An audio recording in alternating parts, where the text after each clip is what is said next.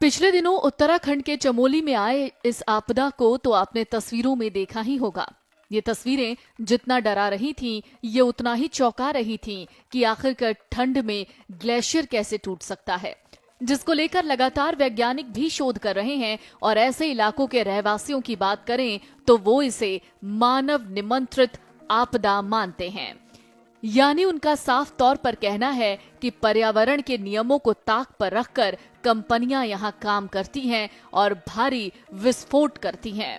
लोगों ने कई बार आवाज उठाने के बाद जो है कि दिन को डैम कर देते नदी किनारे और शाम रात को नदी में डाल देते, तो ये हुआ। और इन्होंने कई विस्फोटन किया। भारत सरकार एक तरफ गंगा स्वच्छता अभियान चला रही, दूसरी तरफ ये जो है कि बीच नदी के बॉर्डर पर इन्होंने विस्फोटन किया।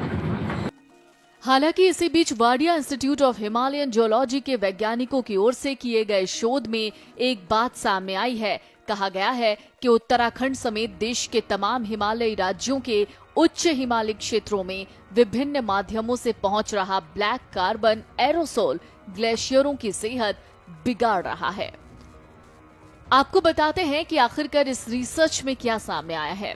शोध में सामने आया है कि भारत और एशिया महाद्वीप के साथ की यूरोपीय देशों से हिमालयी क्षेत्रों में पहुंच रहे ब्लैक कार्बन एरोसोल की वजह से हिमालयी क्षेत्रों में कृत्रिम गर्मी पैदा हो रही है, जिसकी वजह से ग्लेशियरों के पिघलने की गति में तेजी आई है और ग्लेशियर कमजोर हो रहे हैं। वैज्ञानिकों का मानना है कि ब्लैक कार्बन एरोसोल का सीधा असर न सिर्फ ग्लेशियर वरन हिमालयी क्षेत्र की पूरी पारिस्थितिकी पर पड़ रहा है।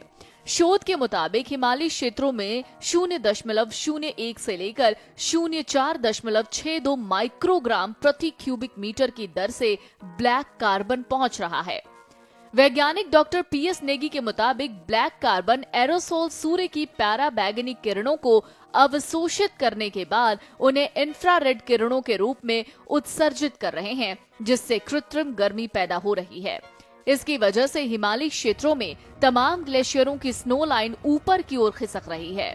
वैज्ञानिकों के मुताबिक ग्रीन हाउस गैसों के बाद ब्लैक कार्बन एरोसोल ग्लेशियर को सबसे ज्यादा नुकसान पहुंचा रहे हैं।